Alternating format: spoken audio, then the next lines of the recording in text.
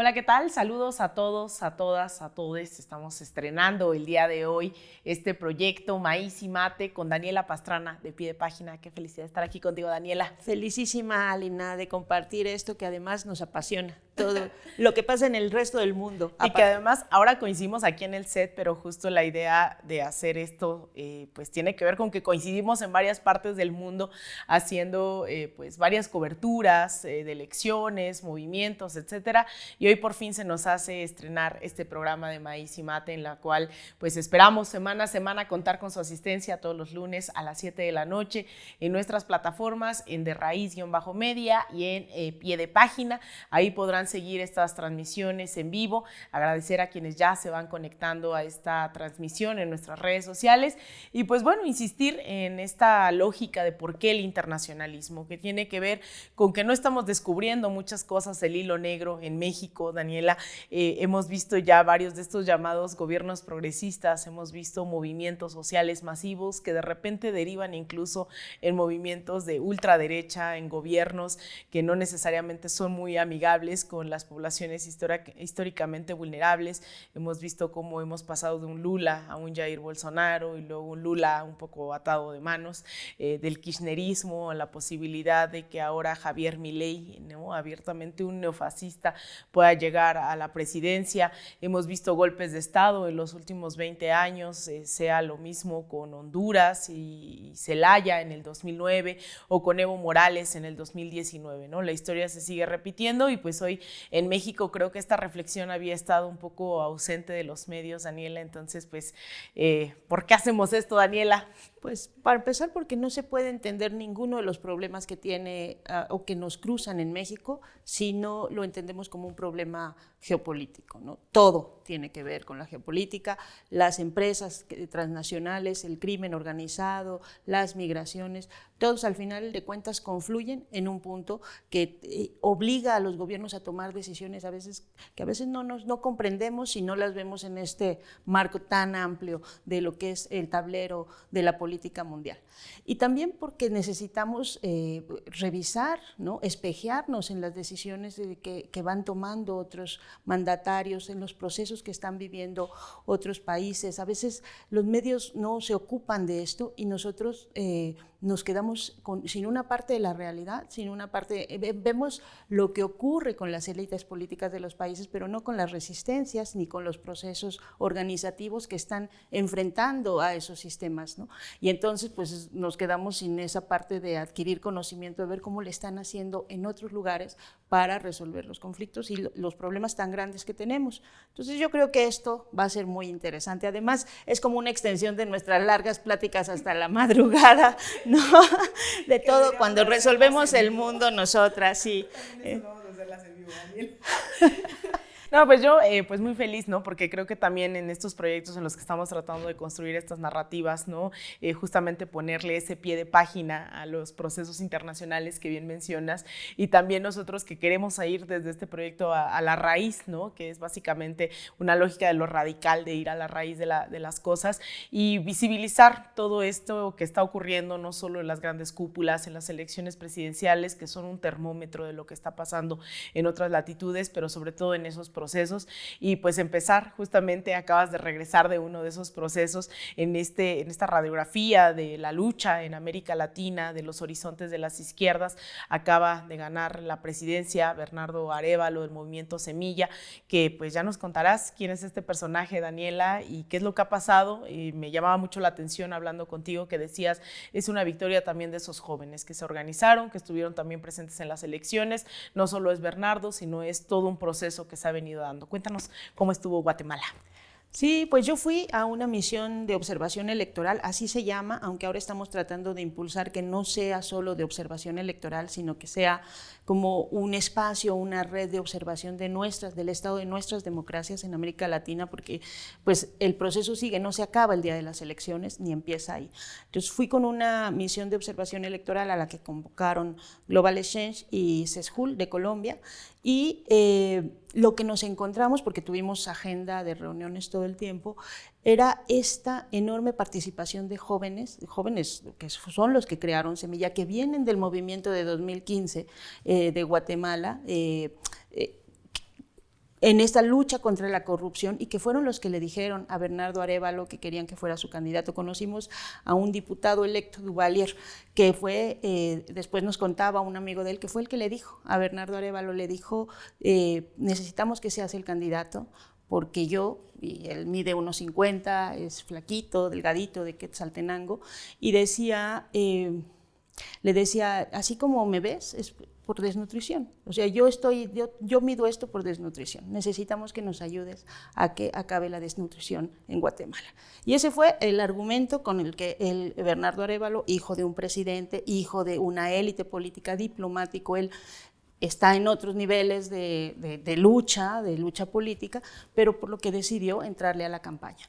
Ahora, ni él ni ellos, ni los pueblos indígenas que también se han sumado a esta candidatura ahora convertida en presidencia, nadie pensó que podía ganar. Pensaban que iban a llegar como al cuarto lugar, como Telma Cabrera hace 4 años, y pensaban que iba a ser, pues no sé, a tener 4 o 5 diputaciones, o sea que podían ganar algo. Lo que ocurrió es un fenómeno que hemos estado viendo en otros lugares. La gente está harta de la corrupción de la oligarquía.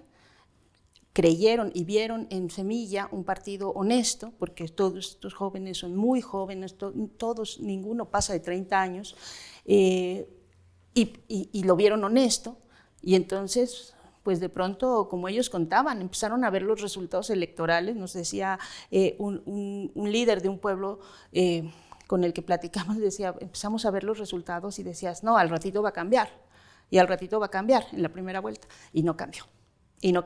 Y Bernardo Arévalo, con su fórmula, con la vicepresidenta, que yo creo que también está ahorita en pánico, es una científica, es una bióloga, Karen Heredia, no se lo imaginaban, ¿no? Y de pronto entraron a la segunda vuelta, entraron al balotaje, ¿no? Después quedaron en segundo lugar. Y de ahí, o sea, del 20 de junio, el 26 de junio, fue un mes de diferencia entre la primera vuelta y la segunda vuelta, lo que ocurrió fue un fenómeno.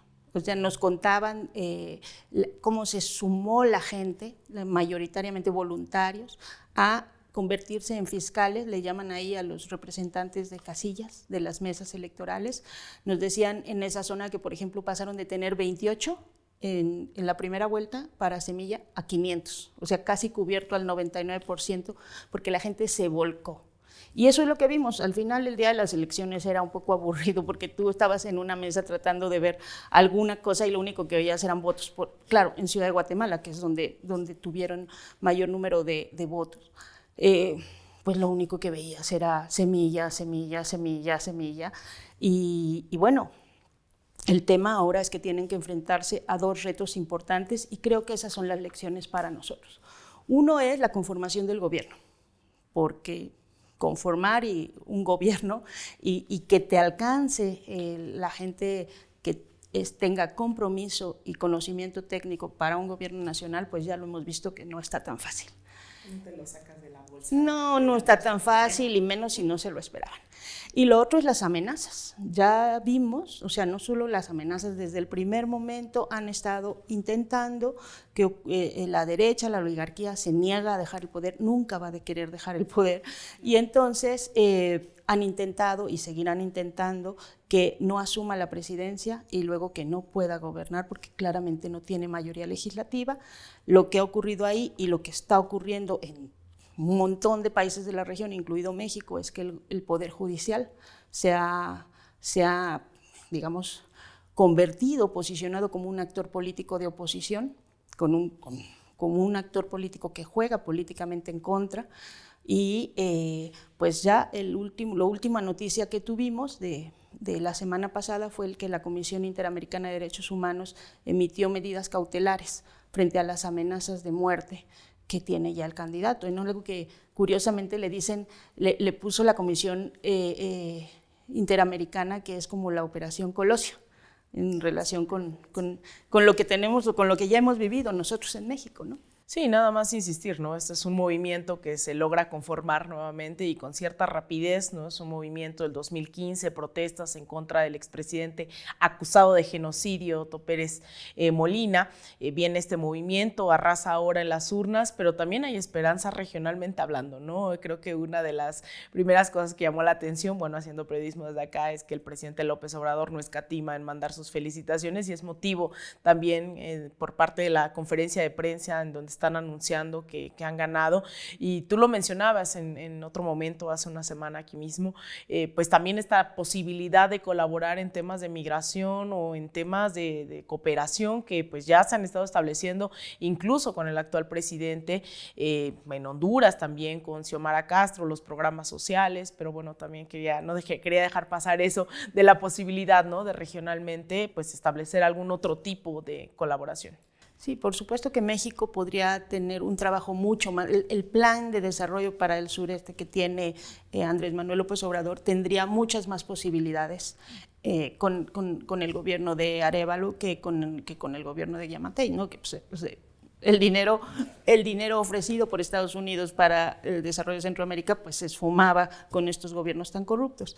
Ese es un avance importante, pero también algo que me llamó mucho la atención, porque en la misión había congresistas de Colombia, del Pacto Histórico, y también de Perú, había gente de Ecuador, estaban las propias personas de Guatemala, y en general todos tienen una opinión muy favorable del gobierno de México. Ven a México, sí lo ven como un faro, sí lo ven como una luz, y sí lo ven como alguien con quien se puede, o sea, como un país con el que se puede avanzar cosas y trabajar cosas de la agenda progresista, y entre esos, pues para ellos la migración es un tema fundamental. Hay otro. No es menor, porque además un montón de personajes, ¿no?, y característicos de estos procesos de izquierda están exiliados hoy aquí en México, y justamente a la par que había elecciones en Guatemala, había elecciones presidenciales también en Ecuador. Es el correísmo que logra, después de estas batallas judiciales que se mencionan también en Guatemala, logra regresar. Es Luisa González quien nuevamente va a pasar a la siguiente ronda. Se ve que el correísmo tiene muchas oportunidades de volver, pero también a la par hubo una consulta muy importante. No solo es la posibilidad de que regrese el correísmo, con sus aciertos, con sus errores, ¿no?, con sus contradicciones, y una de esas contradicciones es el Yasuní, porque dentro de la administración de Rafael Correa se genera una nueva constitución, se le otorgan derechos a la naturaleza, pero después viene también esto que, bueno, por ahí va un poco la discusión, que es ¿qué hacemos con los recursos naturales? Somos naciones en vías de desarrollo, como se ha querido insistir, ¿no?, que en realidad es negarles la propiedad de sus recursos naturales. Tienen que venir las superpotencias a colonizarnos y a decidir qué hacer con esos recursos. Y bueno, Rafael Correa en su momento dice, pues échanos la mano para no explotar los recursos petroleros del Yasuní. La gente, pues la comunidad internacional le dice, pues cada quien que se rasque como pueda, y empieza esto que ahora, 10 años después, ya habían hecho una solicitud, este movimiento de Yasunidos, de hacer una consulta para ver si se permitía o no la extracción petrolera, y logran detener la extracción. Bueno, logran llevar primero a cabo esta consulta, y 59% de los votos dice que sí, el 41% dice que no. Permite, ¿no?, nuevamente poner este tipo de debates digamos, pues en la mesa, pensando en que Correa ya había decretado esto de interés nacional, y ahora pues vienen a decir que, pues, que siempre no a la extracción petrolera, pero también no a la cuestión minera en el Chocó andino, en Quito, en la zona noroccidente de Quito, en donde también dicen, pues ya basta de la minería a gran escala, y también es una victoria, no solo son los procesos electorales nuevamente. Sí, bueno, es una victoria, a todos nos da mucho gusto que se detenga o que se ponga un freno a la extracción minera. Creo que tuvo un porcentaje mayor de votos el sí a que se frenara la extracción minera, ¿eh? O sea, creo que sí es un tema que todavía más sensible que el de los combustibles fósiles. Y también que a mí me gustan dos cosas. Uno, que pues sí, para el medio ambiente, la Amazonía es el pulmón del planeta, ¿no? Entonces, para el medio ambiente del planeta, para frenar esta crisis climática tan fuerte, es importante. La otra es que se haga una consulta. O sea, es la primera consulta que hay de este tipo, donde la gente que vive ahí define qué se hace con el espacio, el territorio que habita, ¿no? Entonces, para mí eso es muy importante. Pero claramente es un tema que que es el gran dilema que tienen todos los gobiernos progresistas de nuestra región y todos los gobiernos de África y todos los gobiernos de los lugares donde están ubicados. Todos nosotros le decimos recursos, bienes, ellos dicen pues son nuestra vida, ¿no? ¿Qué hacemos? O sea, ¿se desarrolla o no se desarrolla? Dentro de esta misma comunidad, ese otro 40%, pues lo que dice es, ¿y ahora de qué vamos a vivir? ¿No? El 40% que dijo no es porque vivían de la renta petrolera, y si no hay una alternativa de vida, de algo, si no hay dentro de ese plan, por eso entran aquí todos los programas sociales que están criticados, porque si no tienes otros espacios, otras alternativas, pues todas esas comunidades dicen, ¿y ahora entonces qué nos queda? ¿No? ¿Y cómo le hacemos? Y es el dilema que tienen todos nuestros gobiernos. Porque por una parte, los países que se dicen del primer mundo, desarrollados, los que han colonizado y se han robado todo y que con eso viven bien, bueno, ellos nos dicen, no, ya no se desarrollen, ya no consuman como nosotros. Se va a acabar el mundo. Se va a acabar el mundo, y sí es cierto, claro, o sea, sí es cierto, ¿no? Y se van a ver afectadas las comunidades, también es cierto. Pero por otro lado es, bueno, pues, o sea, nosotros seguimos con nuestros niveles de consumo, con nuestro nivel de vida, explotándolos, y ustedes pues simplemente no pueden tener acceso a nada porque el desarrollo, esa idea de desarrollismo es mala. Es un dilema en el que están todos nuestros gobiernos, nadie lo ha podido resolver. Bueno, tú ya lo sabes, ¿no? Cómo entran Lula, cómo entran todos, y llega un momento en el que tienen que estar equilibrando, con una pata hacer, o sea, de pronto hacer cambios que a veces se ven menores, y con otra ir lidiando pues con este modelo mundo y con el derecho que tiene mucha gente que no ha tenido ni acceso a una carretera, a un camino, a tener algo, ¿no? A tener algo que les permita la convivencia y no vivir eternamente en la marginación. Y que de ahí vienen también estas propuestas, ¿no? Que ya iremos ahondando también a lo largo de estos programas, porque estamos tratando de hacer este balance un poco más general de las acciones y lo que tienen a su alcance los gobiernos, pero también los otros proyectos que a menor escala y que a lo mejor eso no ni se proyecta mediáticamente ni está cambiando mientras vemos a Taylor Swift viajando y generando emisiones todos los días para irse a dormir a Texas, ¿no? Lo que vemos acá son pues pequeños proyectos que están tratando de hacer sostenible la vida dentro de sus comunidades, las comunas en Venezuela, que muy poco se habla de las comunas, el cooperativismo, incluso en Estados Unidos, ¿no? Siendo Estados Unidos, y que por ahí va, ¿no? También algunos de los proyectos a mí me parece interesante, que siento que tengo que estar más ahí viendo cómo se está aplicando, porque he escuchado a mucha gente de Sembrando Vida, ¿no? Que es una apuesta agroecológica, y la gente en realidad se queja de que solo lo están dejando a unas personas con ciertas hectáreas, pero ellos quieren aprender. Entonces, bueno, ahí también hay otras apuestas, pero claramente los gobiernos se han visto la necesidad, ¿no? De atender a millones de personas y no solo a los de Quito, no solo a los de Cochabamba. Y pues ahí viene el tema del litio, la extracción e industrialización, ¿no? Que lo ha contado Evo Morales en miles de ocasiones. El golpe fue un golpe al litio, el hecho de que ellos quisieran desarrollar el litio, pues terminó en un golpe de Estado. Y hay otras cosas que también están pasando, Daniela, en esta vuelta al mundo que estamos haciendo rápidamente, que es la reunión de los BRICS, ¿no? Que se reúnen por primera vez después de la pandemia, que son Brasil, Rusia, la India, China, Sudáfrica. El gran ausente de la reunión es Vladimir Putin, que está a distancia, ¿no? Con todo esto de Ucrania, pues si pisaba ciertos territorios, lo tenían que detener, ¿no? Entonces, sí va Xi Jinping, sí va Narendra Modi, ¿no? Van todos los presidentes menos Vladimir Putin, y ahora se ve este contrapeso. Hay un discurso ahí de Lula en donde, pues, más o menos, ¿no? Estamos viendo que tiene que ver con estas contradicciones. Lula no es el Lula del primer y segundo gobierno. Lula, cubriendo las elecciones, ya hablábamos de eso hace unos meses, Daniela, llega muy atado de mano, muy atado de las oligarquías, muy atado de las derechas, con el vicepresidente, con los grandes grandes empresarios, los grandes capitales, y tan así que regionalmente pues no ha sido la unión que se esperaba, ¿no? Ha sido incluso con quien se toma la foto.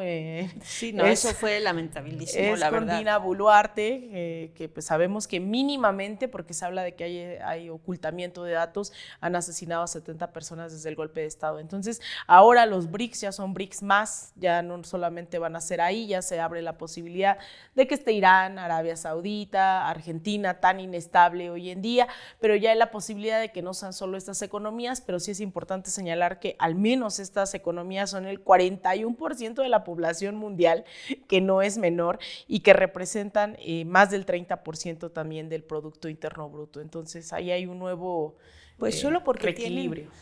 Solo porque tienen a China, a la India y a Brasil y a Rusia, o sea, por supuesto que son... En Sudáfrica, que es donde fue la reunión.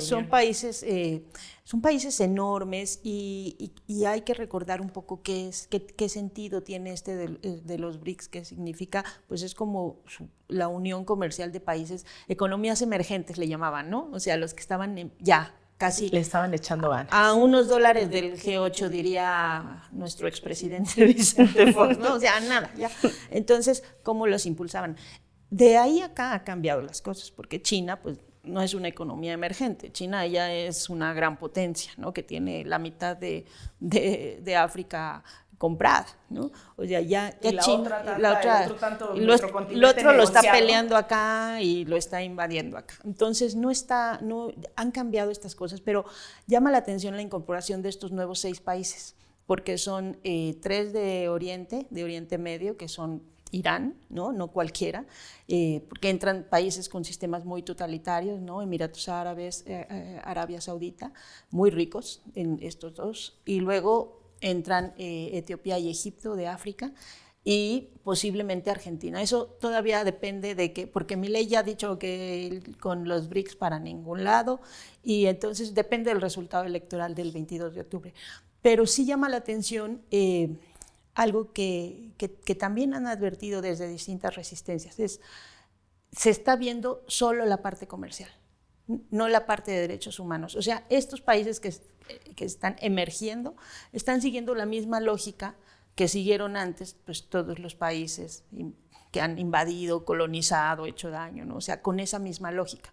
No están tratando de trabajar algo que sea equilibrando lo comercial con lo ambiental, con los derechos humanos, con el combate a la desigualdad. No, nada más están enfocándose en ver cómo generan negocios, y en ese sentido pues también termina siendo la misma lógica pues, por la que terminaron siendo no economías importantes antes, sino como economías emergentes. Y esa es la parte que a mí me parece más riesgosa, ¿no? Al final, que es lo que siempre nos preguntamos, ¿llegas al poder como para qué? ¿No? ¿Para cambiar algo o para hacer exactamente lo mismo de lo que te quejabas? No, yo creo que hay un reto, además en esta no podemos evadir, ¿no? Lo decías desde el principio, el rol que juega Estados Unidos también declarándole la guerra con decenas, si no es que ya cientos de mal llamadas sanciones, ¿no? Estas acciones unilaterales en contra de China, en contra de Rusia, que un poco también creo que el reordenamiento de incorporar a Irán pues tiene que ver con también las mismas y las propias acciones que ha llevado a cabo Estados Unidos, que es lo que vemos ahora en Venezuela, ¿no? Que pues las mismas alianzas que hoy están sustentando nuevamente pues el rescate de lo que está pasando allá después de pues un bloqueo, un asedio tremendo, pues ha sido propio de este reordenamiento de fuerzas provocado por el mismo Estados Unidos, en donde, bueno, Venezuela dice, pues, ¿quiénes son del club de los mal portados? Y entonces todas las medicinas, todo lo que hacía falta hoy están siendo importadas de Irán, de Rusia, de China, ¿no? Eso es ves farmacias en Caracas por todos lados con medicinas de otros países justamente que también están bajo asedio, y hay un reordenamiento también producto del rol que juega también Estados Unidos, que además las cosas, y con eso vamos a cerrar hoy, las cosas no están nada fáciles, ¿no? Ya sabemos de qué se trata el imperialismo y el establishment, que recae fundamentalmente en 2 partidos desde hace décadas, en los republicanos, en los demócratas.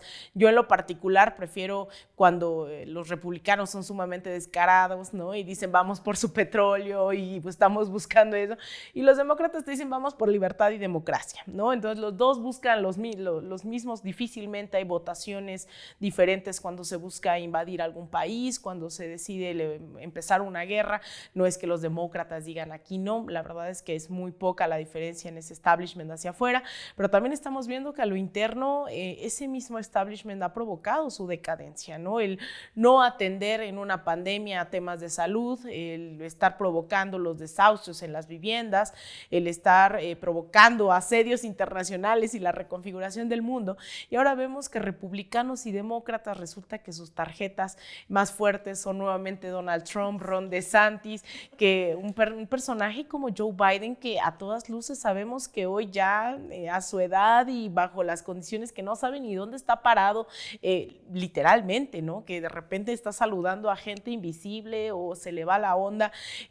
Kamala Harris, que de plano se cae en la bicicleta. Sí, o sea, estos personajes ahora son la gran apuesta del establishment estadounidense, ¿no? Y eso explica también el surgimiento de otros partidos que a lo mejor no estarán en los grandes titulares, pero yo a todo el mundo le cuento esto del Partido por el Socialismo y la Liberación, que tuvo cientos de miles de votos con Gloria Larriba, alguien que es abiertamente antiimperialista, que está a favor de la solidaridad con Cuba, ¿no? O sea, de establecer vínculos entre los pueblos, y el gran fenómeno después de un Bernie Sanders como el DSA, ¿no? Este partido socialista democrático, ¿no? De los socialistas democráticos, también que pues está ahí Bernie Sanders. Pero ahora vemos un Donald Trump que pues después de todos los escándalos que han habido, que si la interferencia rusa, que si las elecciones, que si no sé qué, pues termina pagando una fianza para no pisar la cárcel, pero les dio el beneficio de la duda con esa foto que se hizo famosísima y que recaudó millones de dólares, ¿no? O sea, para su campaña presidencial. Donald Trump, un personaje que también, pues lo hablábamos, Daniela, hoy, que pues marcó un precedente también en los crímenes de odio, en los discursos de odio, no solo en Estados Unidos, sino generó los vínculos suficientes con Nayib Bukele en El Salvador, apoya abiertamente a Jair Bolsonaro también, e incluso ese Jair Bolsonaro ahora apoya a Milei públicamente en Argentina.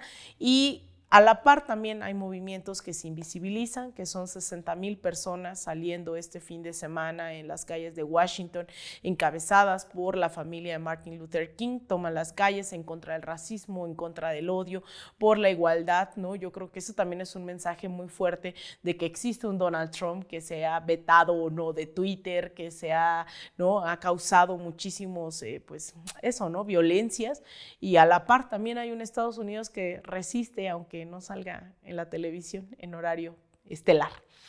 Ese va a ser otro tema, cómo cubrimos, cómo se cubren todos estos movimientos. Tú lo acabas de decir ahora de Venezuela, ya haremos algún programa de eso. A mí me impresiona mucho que no haya, que nada más haya una versión de lo que ha pasado en Venezuela, que puede ser real en muchos sentidos, esa versión, pero también está la otra que no se ha contado, que nadie ha contado y que tenemos que contar. Y la vamos a contar, Daniela, de eso y más, a ver si el público, ahorita estamos haciendo un esfuerzo increíble por sintetizar, porque Daniela y yo solemos hablar de 3 a 4 horas, hasta las 3 o 4 de la mañana en algunas coberturas, así que bueno, vamos a seguir compartiendo algunas de estas reflexiones todos los lunes sobre lo que está pasando.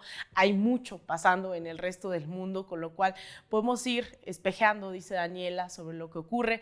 Así que, pues bueno, Daniela, qué gusto arrancar. Qué felicidad. Felices de que ya estemos en esto, además con este nombre tan bonito que nos aventamos, ¿no? Sí. Maíz y mate, nos faltó traer la matera y el elote y todo, pero ya para la siguiente. Para la que sigue vamos a traerla, porque además deben saber que estuvimos entre si el mole, el atole, así que también fue motivo de otra discusión. Pues bueno, Daniela, nos vemos el próximo lunes. Nos vemos aquí el próximo lunes y pues sí, la invitación a que nos sigan para ir conociendo todo lo que está pasando en el resto del mundo, que también es importante. Así que bueno, síganos en redes sociales, en De Raíz-Media, en pie de página, suscríbanse a nuestros canales de YouTube, pongan las alertas, denle a la campanita, déjenos su like y muchas gracias a todas, a todos y a todes por haberse conectado. Déjenos sus comentarios también si quieren que hablemos, abordemos algún tema, y nos vemos el próximo lunes en nuestros canales, en nuestras redes sociales a las 7 de la noche aquí en Maíz y Mate.